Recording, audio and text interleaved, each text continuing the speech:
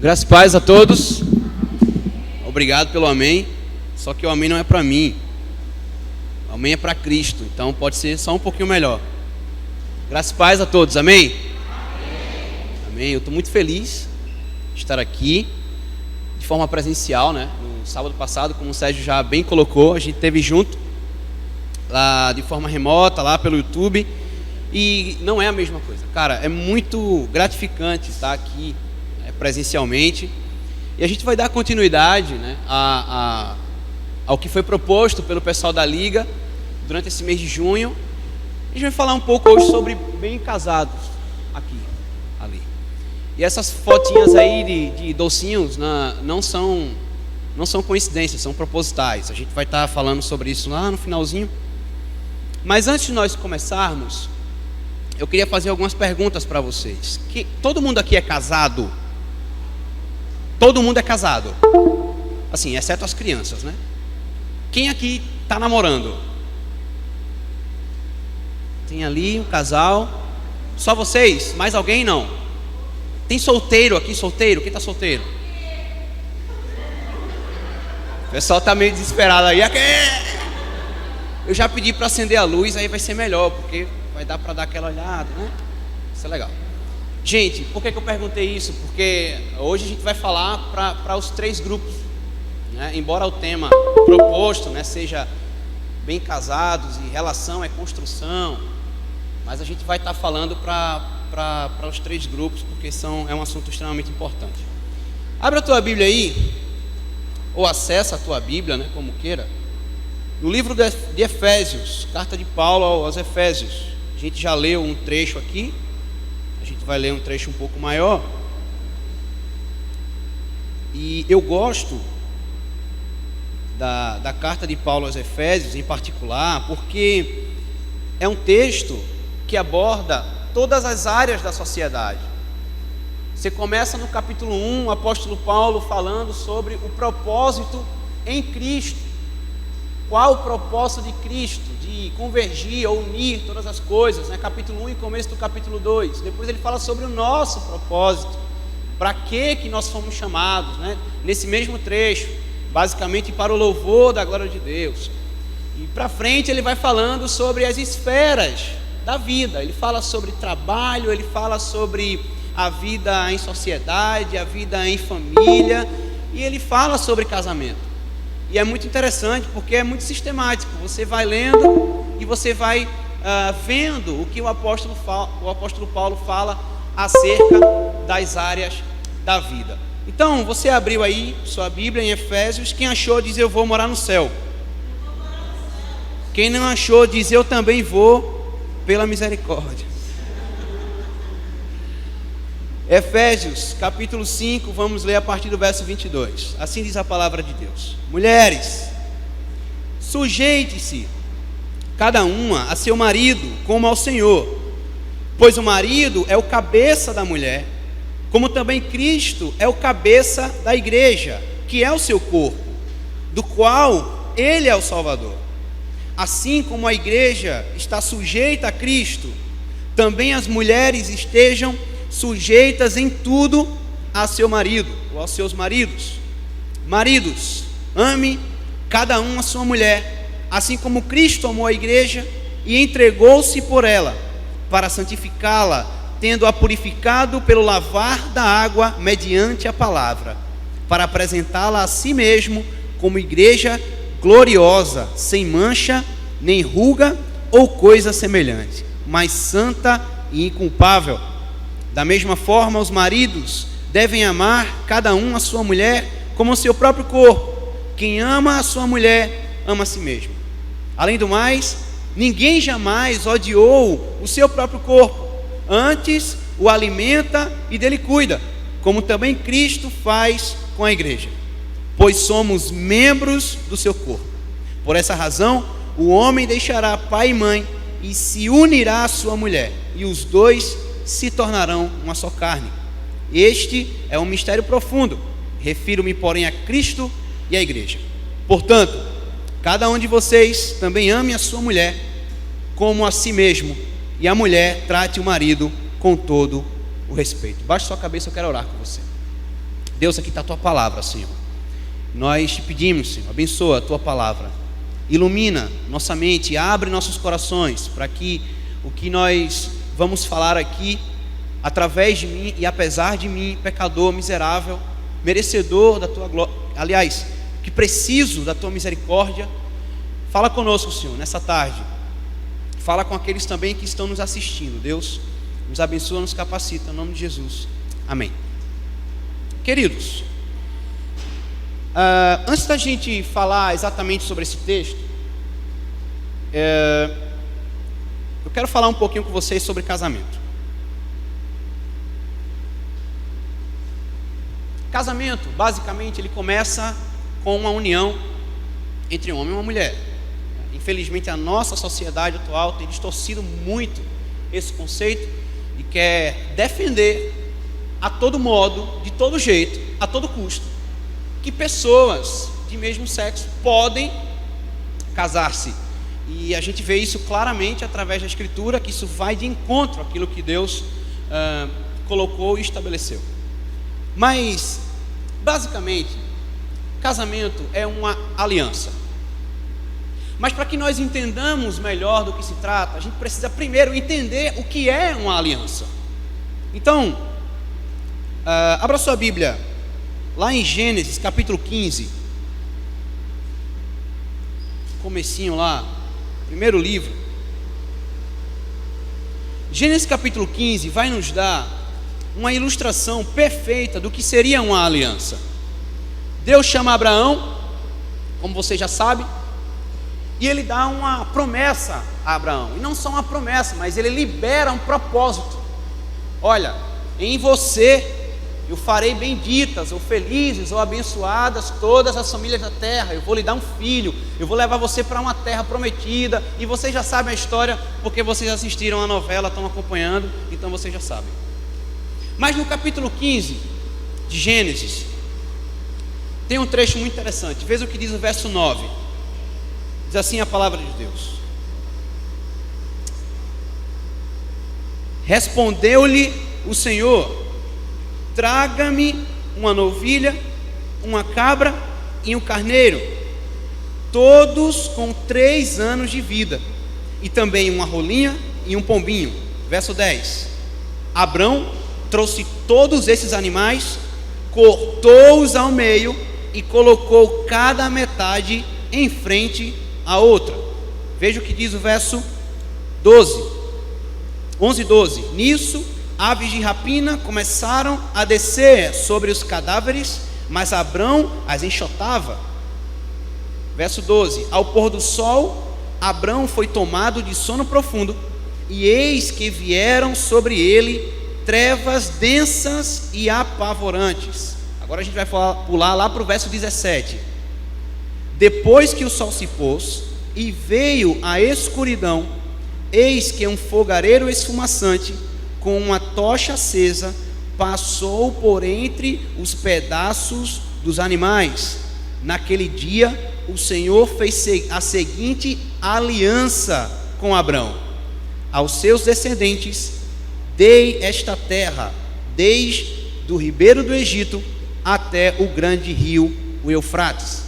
Preste atenção, para a gente entender o que é aliança. Nesse contexto, Antigo Testamento, uma aliança entre duas partes, ela era firmada desta forma: uma das partes, nesse caso aqui, Abrão, pegou os animais e cerrou ao meio, né, os animais milimetricamente, né, digamos, a forma mais possível que era para ser dividido ali ao meio.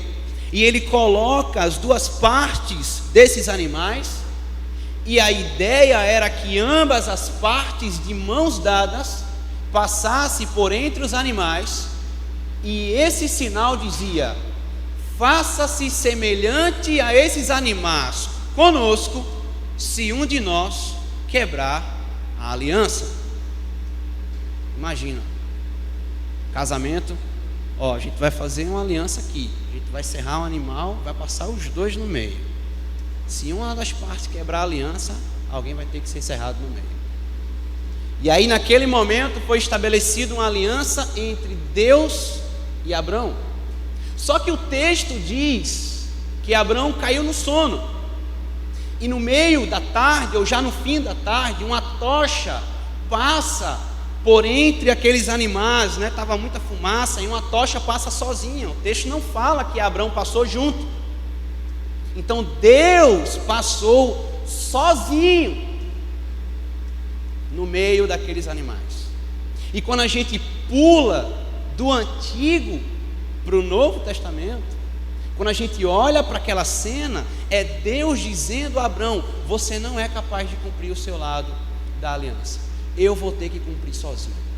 E Deus fez isso com seu próprio filho na cruz do Calvário, porque o profeta Isaías vai dizer que ao Senhor agradou moê-lo. Deus cumpre sozinho a aliança. Mas aí eu quero trazer isso para o nosso contexto. E aí eu queria trazer uma definição bem rapidinha, vocês estão conseguindo ler aí, de um livro chamado Família da Aliança, desses dois rapazes aí, Gerard e Aryeh Van Groningen. Consideramos a aliança um tratado, tá?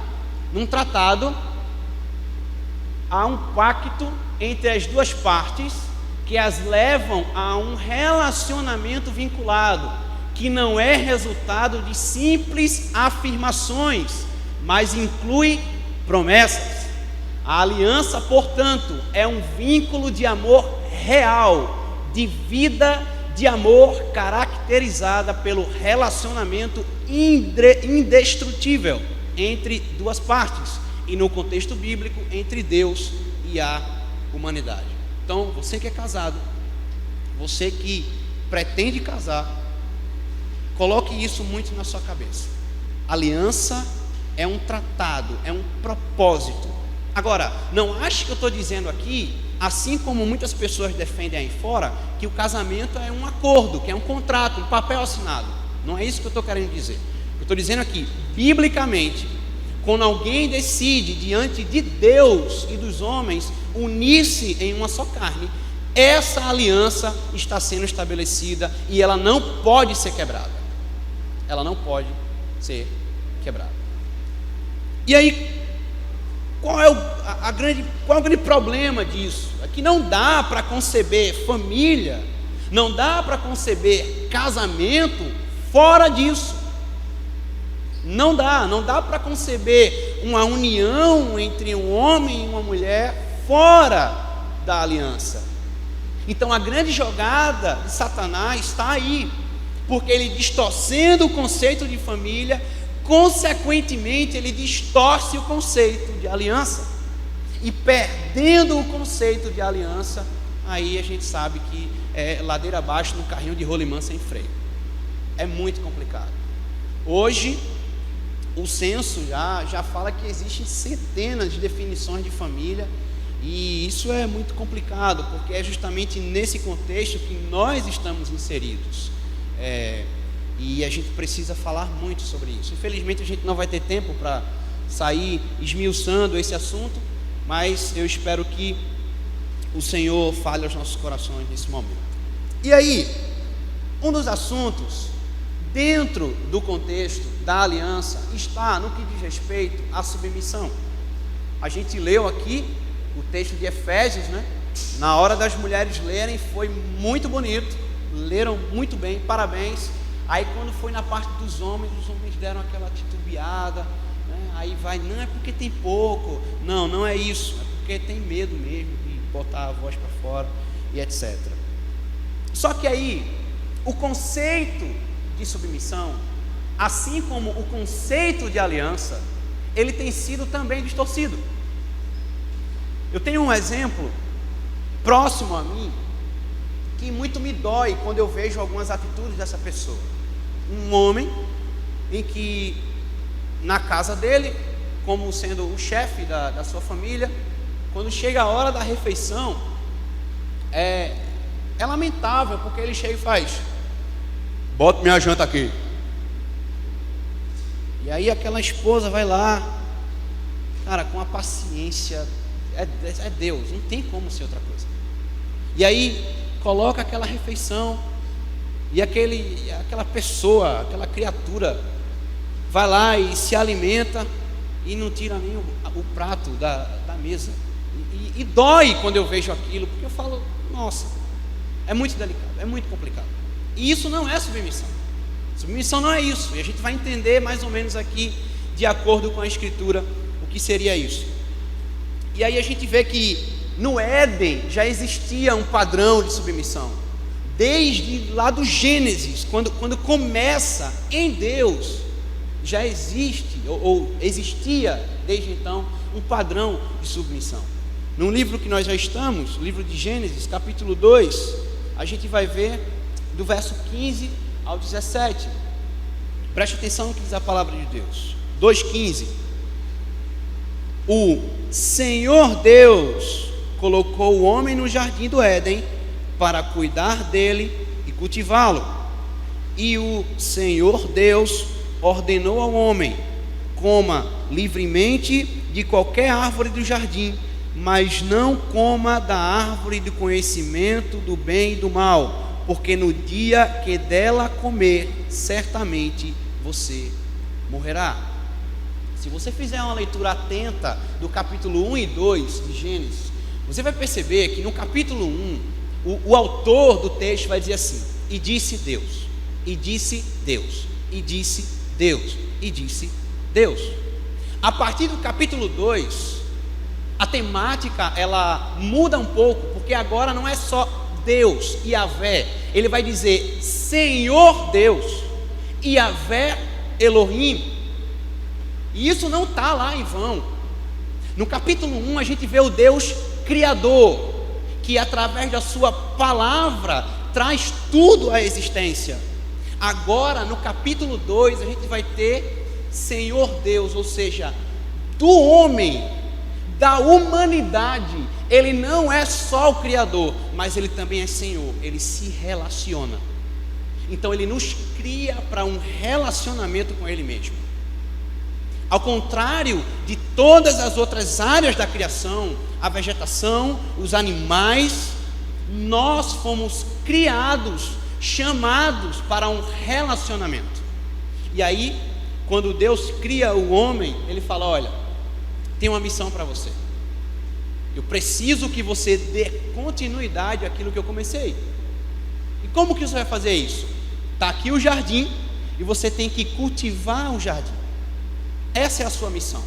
Você pode comer de tudo o que você quiser. Eu estou dando para você tudo. Você só não pode se alimentar da árvore do bem e do mal que fica no meio do jardim. Isso aí, esse assunto já é tema para outra discussão.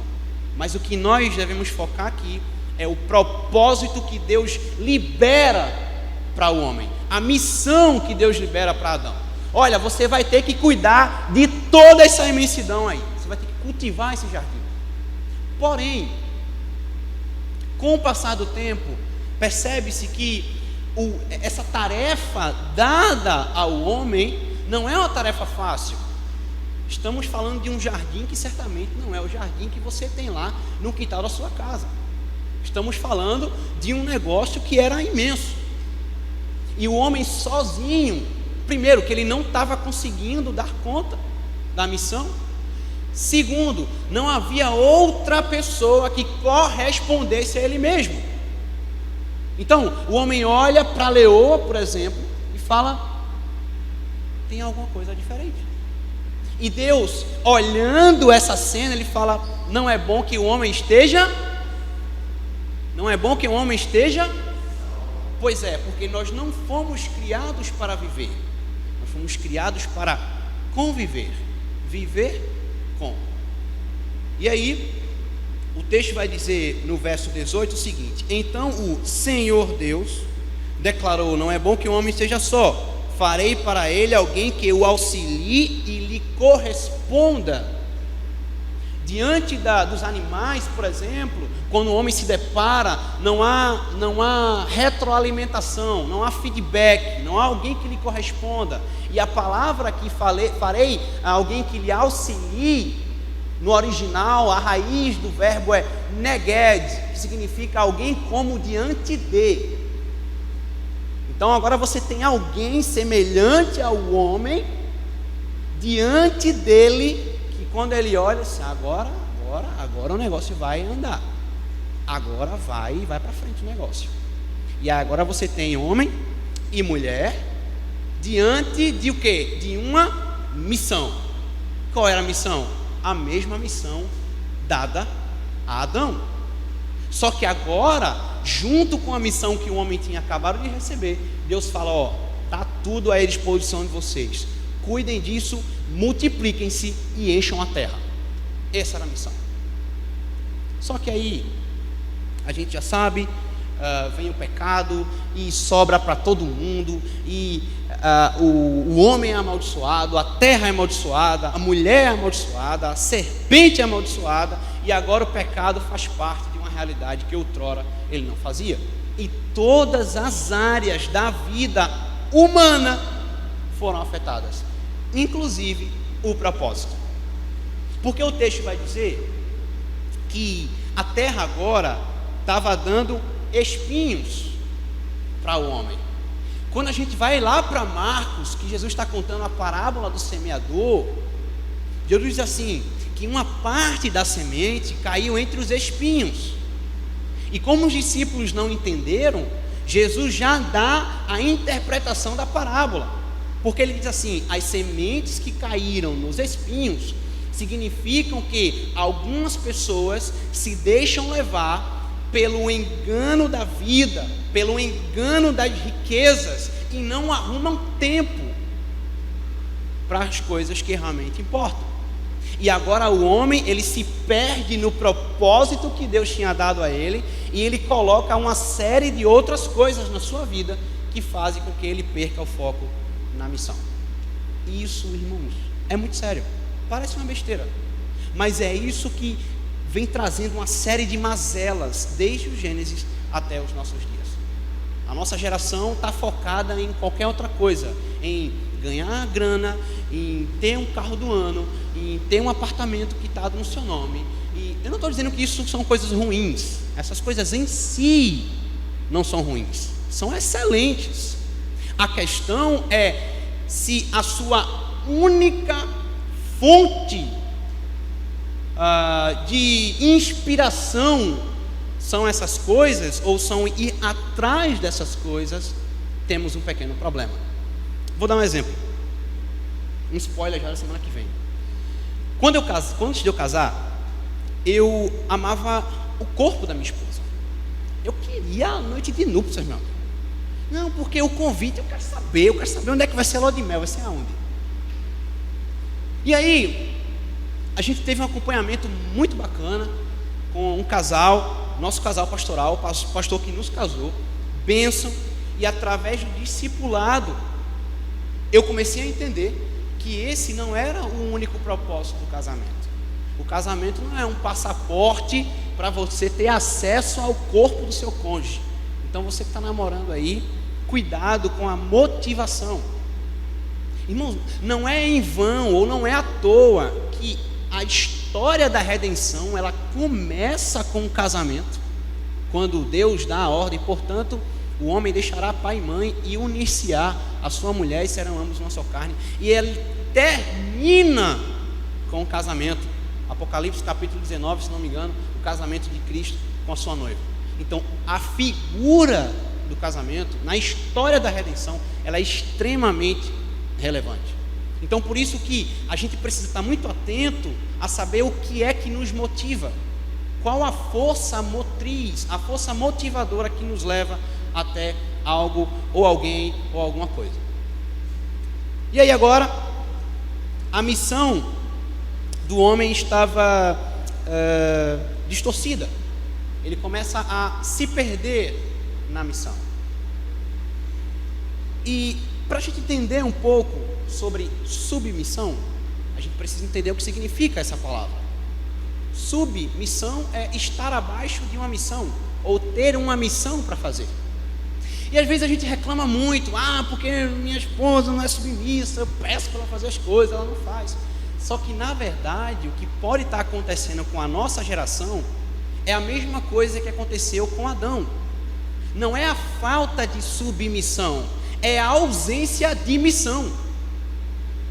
Nós somos homens que a gente não sabe quem somos, e aí a palavra do nosso irmão, há 2 sábados atrás, sobre identidade, a gente não sabe quem a gente é, a gente não sabe para onde a gente vai, a gente não sabe qual é o propósito de Deus para a nossa vida, logo a gente não aponta propósito. Se a gente não aponta propósito, então não tem como a gente exigir submissão de ninguém. Talvez esse seja o problema da nossa sociedade.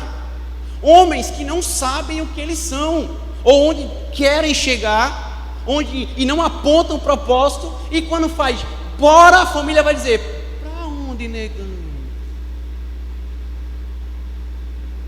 E isso é um problema muito sério, porque enquanto as mulheres estão lá querendo chegar, os cabas estão em casa jogando videogame.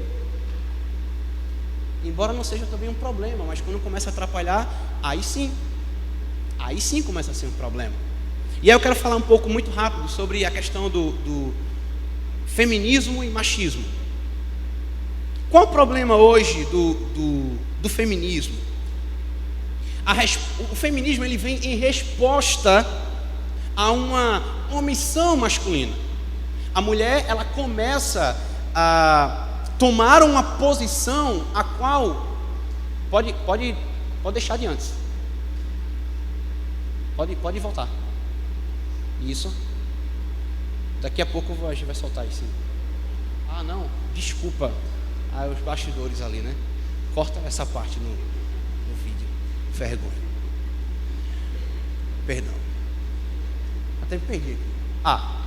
Então as mulheres se posicionam diante de uma falta de missão. Vou dar um exemplo. Se a gente fosse resumir, eu diria o seguinte, que o machismo é um câncer e o feminismo é um band-aid. E não se cura câncer com band-aid. O câncer se cura com quimioterapia, tratamento intensivo, tratamento de choque. E eu quero mostrar um videozinho legal para vocês aí, que eu assisto direto. Às vezes quando eu estou meio perdido na vida assim, aí eu assisto esse videozinho aí. Pode soltar, por favor.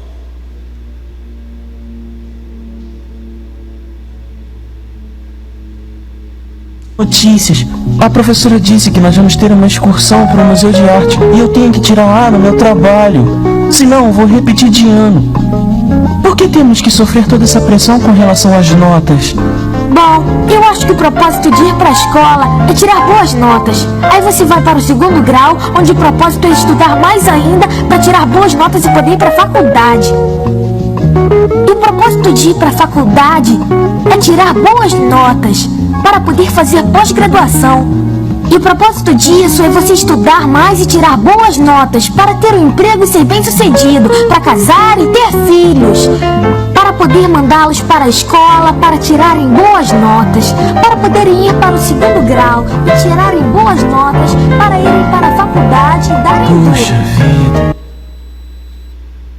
Um videozinho muito breve e engraçado, onde Charlie Brown está conversando aí com seu amigo. Cara, qual o propósito de tirar boas notas? E ele fala, não, o propósito de ir para a escola é tirar boas notas, e ir para a faculdade é tirar boas notas, e depois ir pós-graduação e tirar boas notas, e para ter filhos e tirar boas notas, e esses filhos parece que não acaba nunca, e a gente está sempre em busca do próximo evento. Vou dar um exemplo. Antes de nós casarmos, nós estávamos nos preparando para o casamento, e aí sempre tem aquela tia chata, que no almoço da família, quando ela vê você, ela nem pergunta como você está. A pergunta dela é, vai casar quando? E outra, sob a justificativa que eu nunca entendi, ninguém nunca me explicou isso, porque jovem não pode demorar a casar, né? Por quê? Está com medo que a gente faça sexo? Esse é o problema? Que é outro assunto também que a gente fala pouquíssimo dentro das igrejas. Parece que é um tabu, né? Não pode falar sobre sexo. Cala a boca, não pode falar sobre sexo. Ou então quando um jovem nos procura, cara, nessa pandemia, o que teve de adolescente e jovem mandando mensagem para mim, ligando para mim, ó, eu preciso ir na tua casa hoje, agora, porque eu preciso falar. E aí nos procurava para falar sobre a infinidade de coisas e ansiedades, inclusive sobre questão sexual. E a gente não fala sobre isso. Ou então quando a gente fala, não pode porque é pecado. Sim, mas por que é pecado? Porque é pecado, cala a boca. Pronto. Você só precisa saber que é pecado. E aí, os nossos jovens e adolescentes, eles crescem, eles passam a vida toda na igreja com a seguinte frase: não pode fazer sexo antes do casamento porque é pecado. Não tá errado, está certo, de fato é pecado. Mas falta mais esclarecimento acerca de. Mas isso são cenas para os próximos capítulos. E aí, a nossa sociedade, ela está sempre em busca do próximo evento. Você está solteiro, está focado em ter um bom emprego, estudar e tal, está na igreja, está tudo certinho. Aí chega aquela tia chata que eu falei e diz assim: vai namorar quando? Não, mas eu não estou preocupado com isso agora. Sim, mas tem que namorar. Aí no ano seguinte você chega com a namorada ou namorado no almoço da família. Aí a mesma tia chata diz assim: sim, mas peraí, agora tem que casar, né? Namorar, vai ficar só namorando?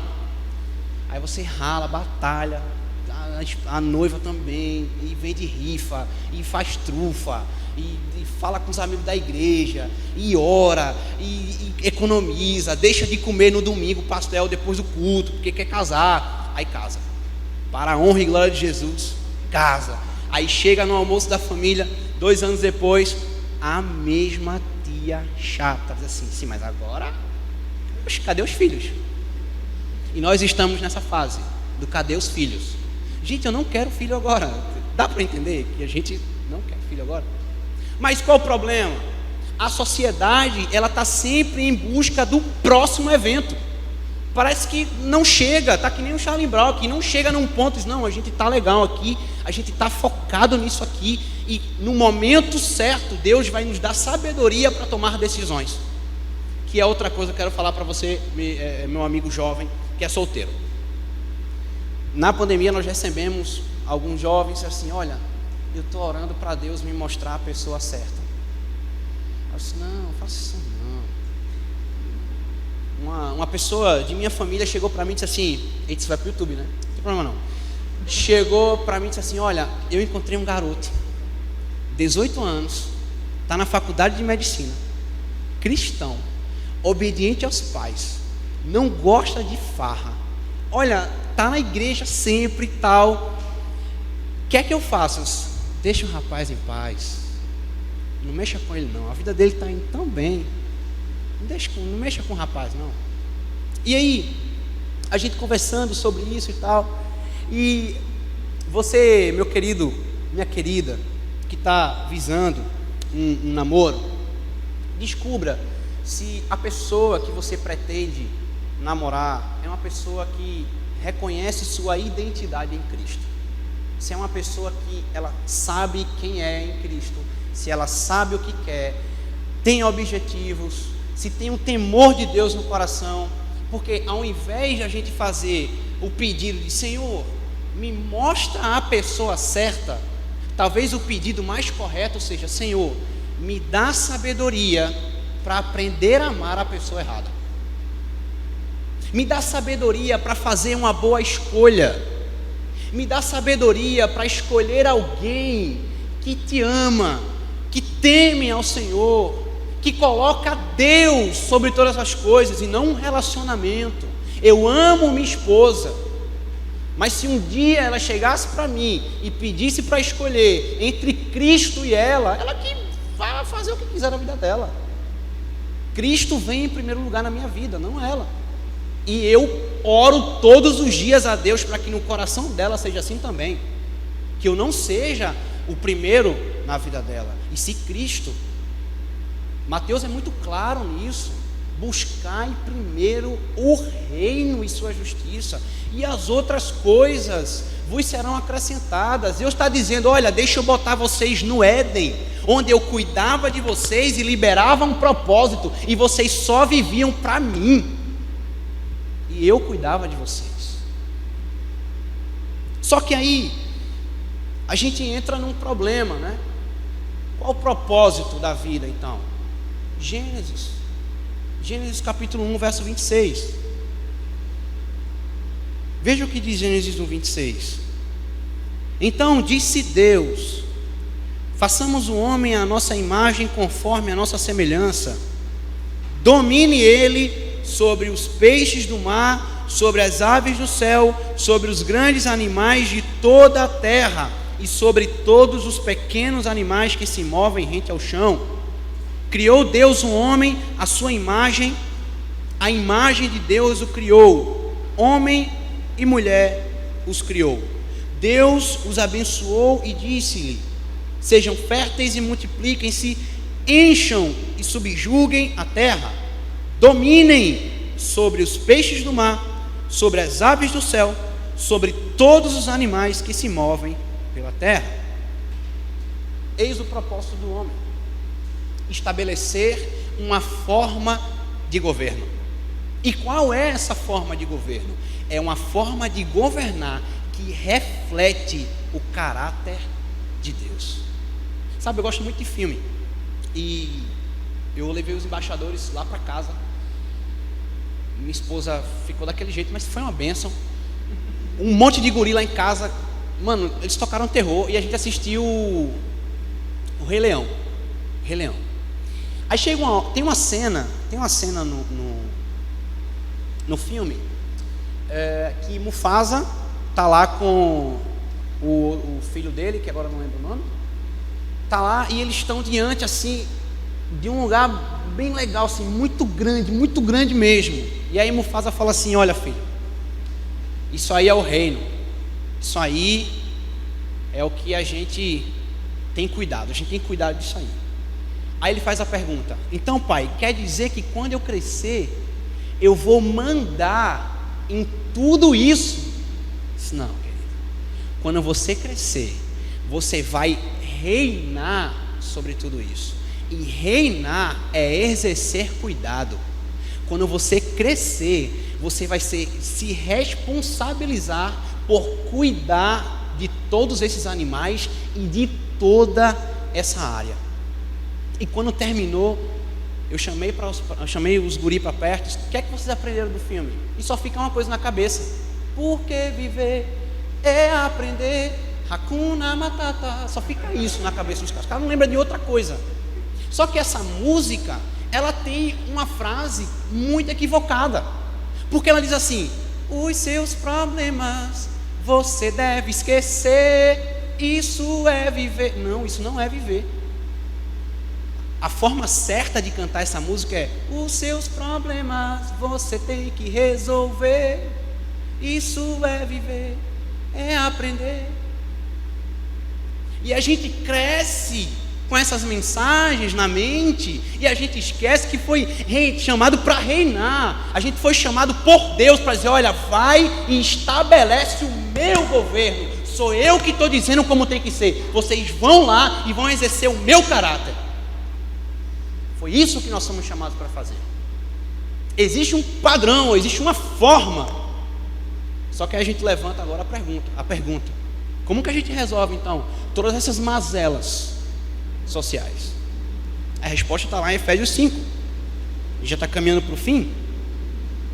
Efésios 5.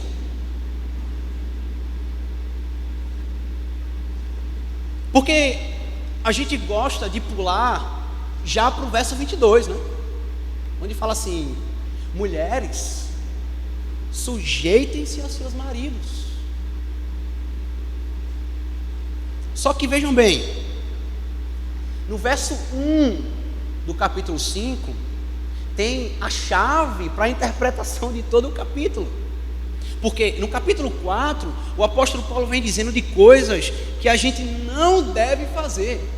Vou dar só um exemplo para vocês. No verso 29 do capítulo 4, ele diz assim: nenhuma palavra torpe saia da boca de vocês, mas apenas a que for útil para edificar os outros, conforme a necessidade, para que conceda Espírito de Deus, com o qual vocês foram selados para o dia da redenção. Livrem-se de toda amargura, indignação e ira, gritaria e calúnia. E ele vai dizendo um bocado de coisa. E aí quando chega no capítulo 1, ele faz assim: portanto, resumindo tudo o que eu falei desde o capítulo 1 da carta, desde o começo da carta, porque até então não era dividido em capítulos, era um texto único. Portanto, se eu pudesse resumir o que eu falei desde o início, veja o que diz o verso 1: sejam imitadores de Deus. Gente, existe um padrão, e esse padrão não é um padrão social caído, não é um padrão ideológico, como o cantor contemporâneo uma vez disse, ideologia, eu quero uma para viver. Não é um padrão ideológico, não é um padrão social, é um padrão de redenção. O que nós precisamos é redenção familiar. O homem não domina porque simplesmente ele tem que chegar lá e mandar. É porque existe alguém acima dele, a saber, Jesus Cristo. E ele domina. E sabe que domínio é esse? É o domínio que Cristo pegou lá uma bacia, uma toalha e disse: vem cá que eu vou lavar o pé de vocês. E quando Pedro quis logo ser crente, né? Oxi, Jesus, eu sou crente. Vai para lá com esse negócio de lavar meu pé. O Senhor é Deus, eu vou deixar isso. Pedro, a ideia é uma só: deixa eu lavar, senão a gente não está no mesmo time. E aí Jesus vai lá e se abaixa. Gente, aquela atitude em uma festa judaica, ou em alguma reunião, era realizada pelo escravo mais, sei lá, não sei nem o adjetivo que eu posso usar, mas irrelevante. Geralmente alguém que já estava doente, ou alguém que não produzia mais nada. Não, bota ele para lavar o pé do pessoal quando chegar. E Jesus vem, pega uma toalha, pega uma bacia e fala: olha, aquele que quiser ser o maior, seja o menor. Aquele que quiser ser o primeiro, seja o último.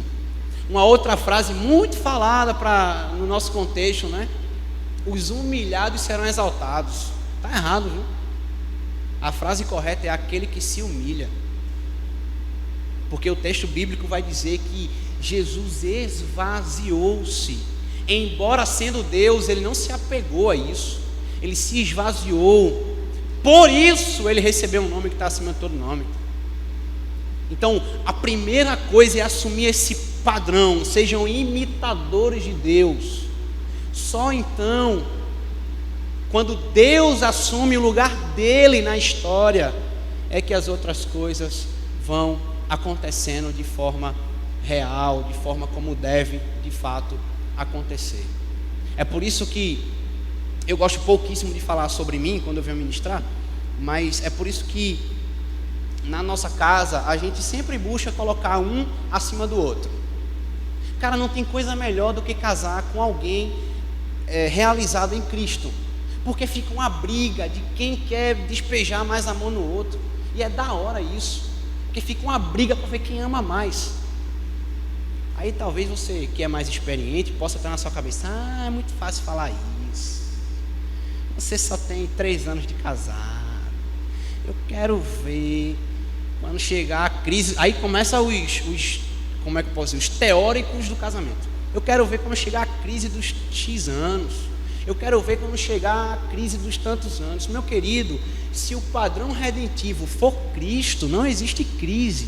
Dificuldade vai ter? Vai, já teve vezes dela querer arrancar minha cabeça, porque geralmente eu vacilo mais.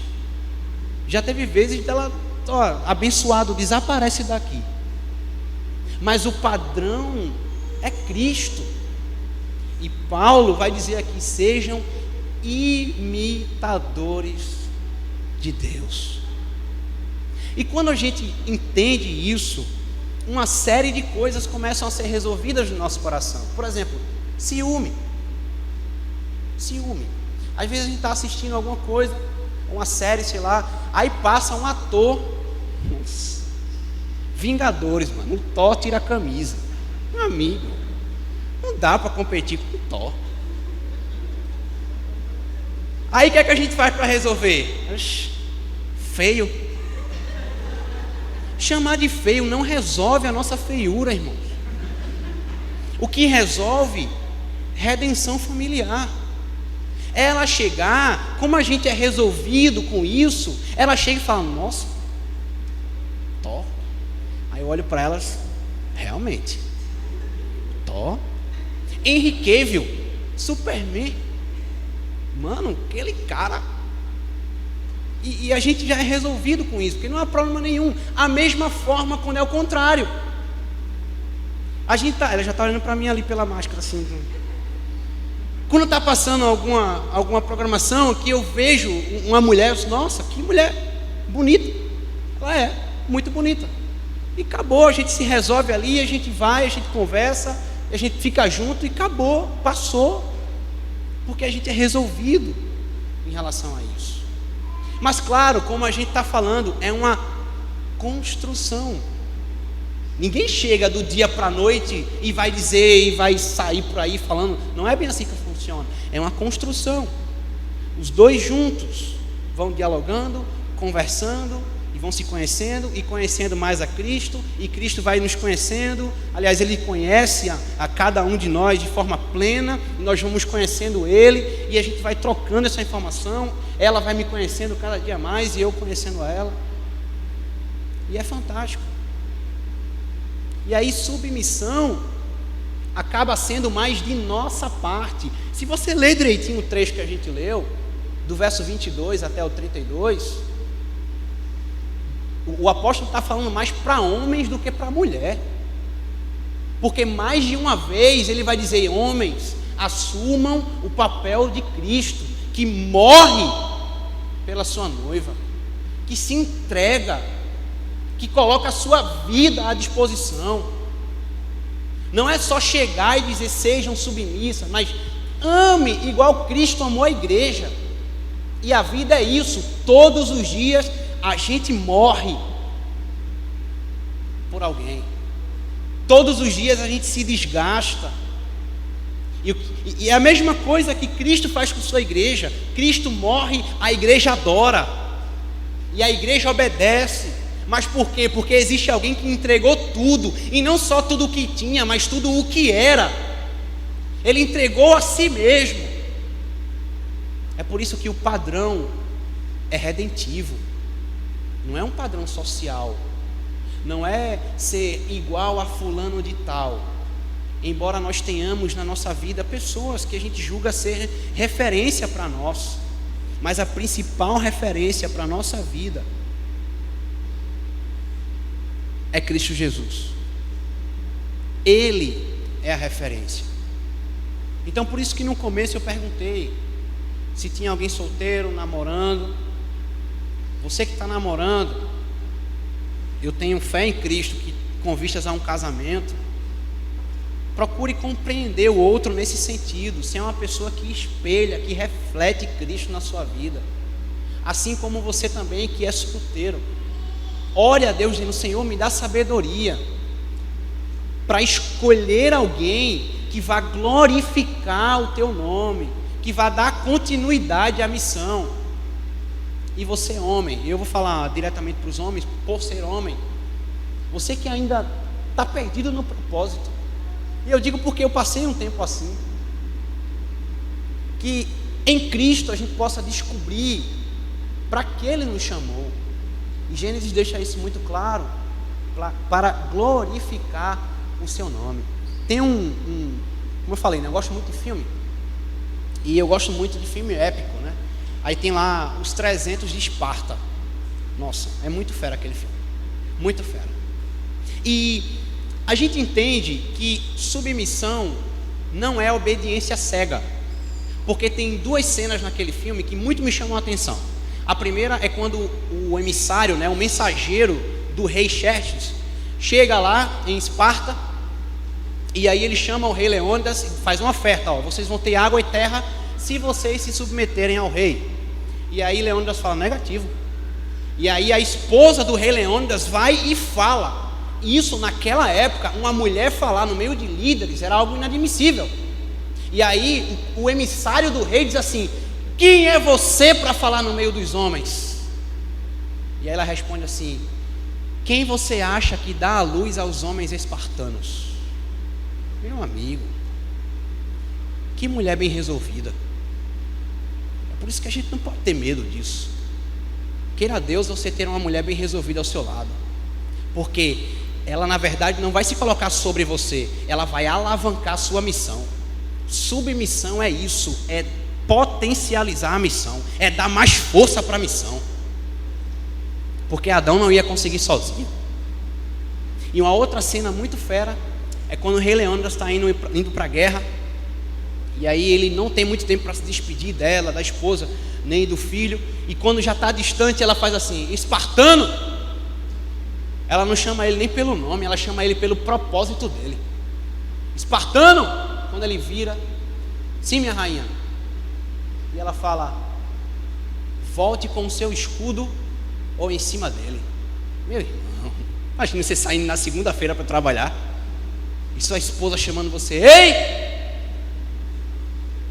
volte, do jeito que você vier, volte.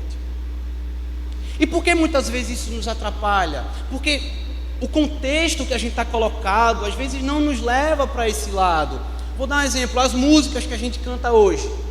Lindo, lindo, lindo, lindo, lindo és. Gosto muito dessa música, por sinal. Mas ela não evidencia a nossa masculinidade bíblica. Tem uma música que diz assim: meu vestido está sujo, Senhor, vem e limpa meu vestido. Sabe como Davi salmodiava antes de ir para a guerra? Leia lá depois Salmo 3: Senhor, quebra o queixo dos meus inimigos, despedaça os meus inimigos, que eu estou indo para a guerra agora. E nós homens, nós precisamos assumir esse posto de irmos para a guerra, porque existem pessoas que dependem de nós. Nós seremos referências para as nossas esposas, para os nossos filhos, para os nossos netos, para as crianças da igreja. Tem criança da igreja que tem mais referência no pastor do que no pai em casa. Isso é muito sério. A nossa sociedade precisa de referência, seja masculina, seja feminina. E isso se dá através de redenção familiar, dia após dia, tijolo sobre tijolo, pedra sobre pedra, construindo juntos, porque relacionamento não é de um só, relacionamento é de duas pessoas. E essa construção faz com que tudo isso se encaixe e tudo leve para um único propósito, que é de apontar para Cristo, apontar para a cruz o tempo inteiro. Para finalizar, queria botar, acho que é o último slide próximo. Isso. Se a gente pudesse falar aí sobre o grau de hierarquia dentro da família cristã, pelo menos aqui deveria ser. Nós temos aí em primeiro lugar a cruz, né, que representa Deus, Cristo, o Espírito Santo, a Trindade, a suprema autoridade na vida de qualquer pessoa. Logo abaixo nós temos a Escritura Sagrada, que é quem norteia, é um mapa, é a bússola de Deus para as nossas vidas. Depois, veja como são as coisas, o marido não está lá em cima. Depois de vir Deus e vem a Escritura, e depois é que vem a figura do marido. Ele tem que estar abaixo de tudo isso aí, para que ele possa, no mínimo, chamar a sua família à submissão. No mínimo. Depois vem a esposa, depois vem os filhos. E esse é o padrão redentivo para a família que Deus criou. Era para ser assim desde o Éden, mas o pecado distorceu. Mas não é impossível, porque se está escrito, é porque nós devemos buscar. E por fim, como eu falei no comecinho, né? Uma imagem lá que eu coloquei. Você faz o seguinte: depois de pronto, pega esses docinhos aí, tente separar. Assim, para ficar separadinho de verdade. Não tem como. Não tem como. Porque tem tanto de um no outro que não dá para separar mais. A mesma coisa na construção. Derruba essa parede aqui e tente separar como era antes dela ser construída. Tijolo por tijolo, cimento, tudo bonitinho, a tinta, você não vai conseguir. Vai ficar muito grosseiro, mas vai ter algo de um no outro.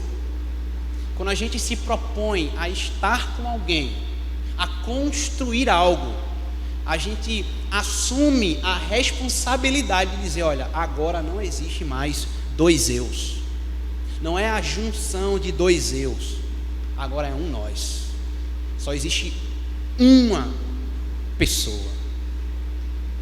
Unir-se-á o homem à sua mulher e serão ambos uma só carne, um só corpo em Cristo. Claro que a gente entende que existem as individualidades de cada um, né? Mas no que diz respeito à família que glorifica a Deus, que constrói um relacionamento, são dois para glorificar um único nome, que é o nome de Jesus Cristo. Baixe sua cabeça, eu quero orar com você. Senhor, obrigado pela tua palavra, Senhor. Obrigado porque nesta tarde a gente pôde entender um pouco, muito pouco, daquilo que o Senhor quer para nós. Me ajuda, Senhor, me ajuda, porque certamente eu sou o pior dos pecadores e eu falho, mas eu oro sempre a Ti, Senhor, para que o Senhor nos abençoe. Obrigado pela minha esposa, que tem me ajudado a potencializar a missão.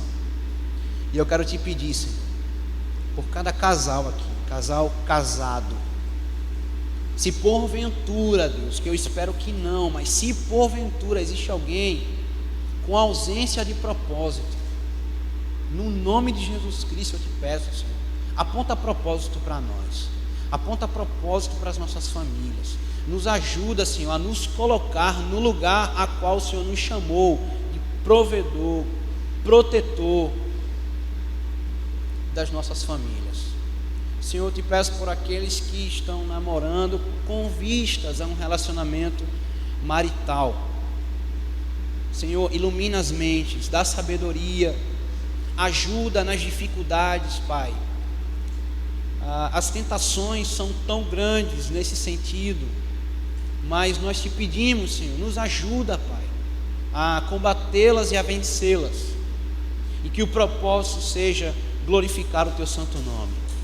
Eu te peço também por aqueles que ainda não estão em um relacionamento, aqueles que estão solteiros, Senhor, que eles possam manter o propósito de glorificar o Teu nome, e que o Senhor possa dar sabedoria para escolher alguém que espelhe a Cristo, alguém que tenha o temor de Deus no coração e que coloque a Sagrada Escritura em primeiro lugar.